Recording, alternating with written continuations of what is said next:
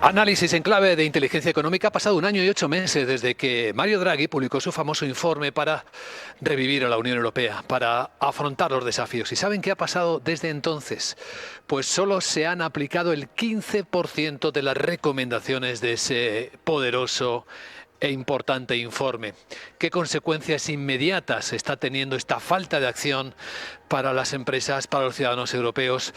El Club de Exportadores de España acaba de publicar una nota técnica valorando el avance, el poco avance más bien, y las consecuencias. Damos la bienvenida a Capital Radio al presidente del Club de Exportadores de España, don Antonio Bonet. Muy buenos días, don Antonio. Buenos días. ¿Qué consecuencias diría usted inmediatas que está teniendo ya esta falta de acción para el sector exportador español, para ponerlo en un primer lugar de efecto, de impacto? ¿Y qué medidas urgentes reclamaría a la Unión Europea para revertir esta situación? Bueno, el sector exportador español en bienes, estamos hablando aquí en bienes, está estancado desde hace 3, 4 años, ¿no? No hay crecimiento, o sea, las cifras absolutas son prácticamente iguales, lo cual significa que si hemos tenido algo de inflación, una inflación cercana al 3%, obviamente en términos reales se han reducido las exportaciones. En bienes. En servicios, sin embargo, sobre todo en servicios no turísticos, las exportaciones españolas van francamente bien. El año pasado crecieron alrededor de un 14%, alcanzando 120.000 millones de euros.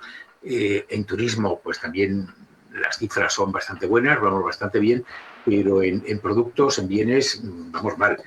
Y aquí esto no es esto ocurre en España, pero ocurre fundamentalmente en la Unión Europea. Y tenemos los mismos problemas con distintos niveles, ¿no?, de intensidad o de gravedad que el resto de la Unión Europea.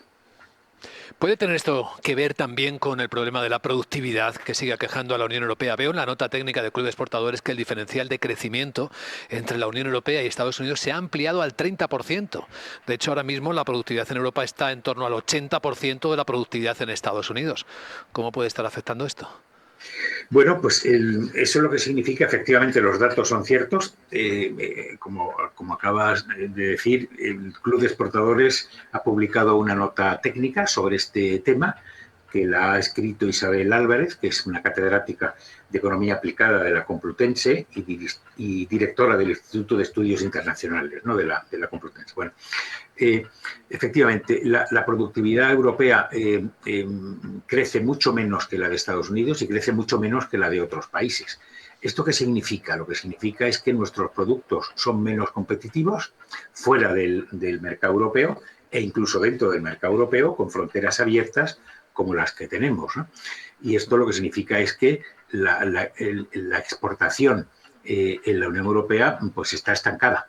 De hecho, hemos perdido cuota de mercado a nivel internacional y esa cuota de mercado la están ganando otros países como China, por ejemplo.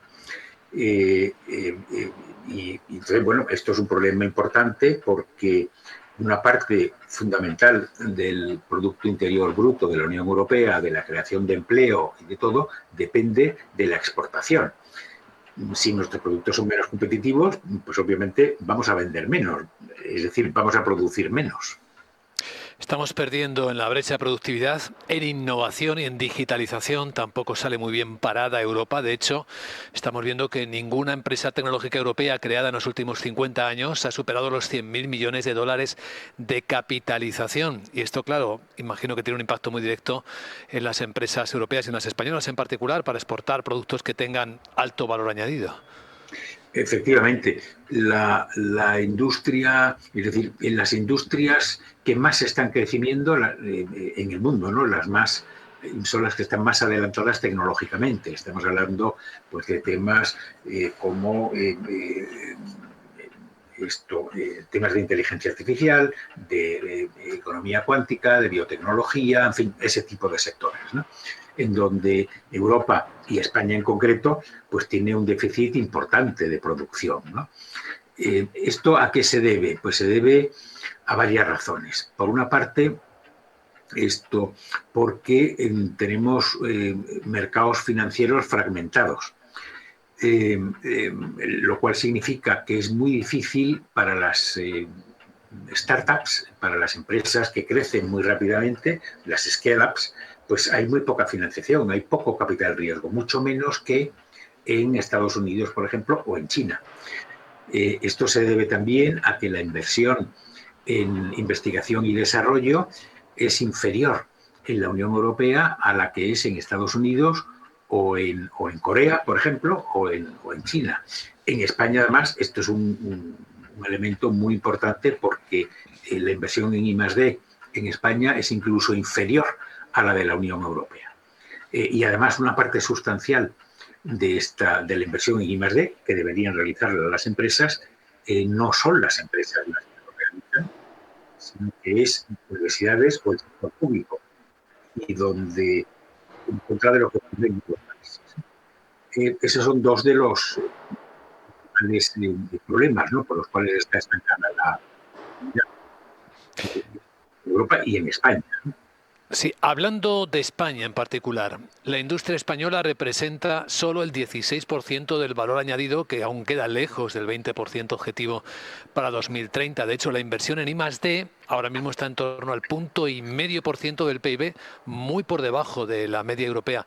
¿Cuál es el riesgo que ve usted de que el actual ciclo expansivo de la economía española, en el que seguimos, aunque se desacelere, se agote sin haber corregido estas debilidades estructurales? Pues es un riesgo alto, porque poco a poco nos estamos quedando atrasados. Eh, por poner un ejemplo concreto, Corea invierte el 5% aproximadamente en I+D. Corea, en España es el 1,5%. Pues, en fin, yo creo que las consecuencias de esto son muy claras. Es decir, poco a poco estamos perdiendo competitividad, poco a poco estamos está siendo más difícil que nuestros productos se vendan en el resto del mundo. Con lo cual, pues es un declive poco a poco, ¿no? Y una de las razones que explican esto es el escaso tamaño de nuestras empresas, ¿no? La empresa española tiene un tamaño medio muy pequeño, Sí. con lo cual pues hay que adoptar una serie de medidas, como por ejemplo favorecer el crecimiento de las empresas. Esto significa cambios regulatorios que hay que acometer para que las empresas pequeñas no se sientan desincentivadas, ¿no?, para crecer. Son cambios regulatorios que tienen además muy poco efecto en el gasto público. Hay que fomentar también la inversión en innovación y desarrollo. Hay que cambiar la fiscalidad. En Europa, desde luego, hay que integrar los mercados financieros.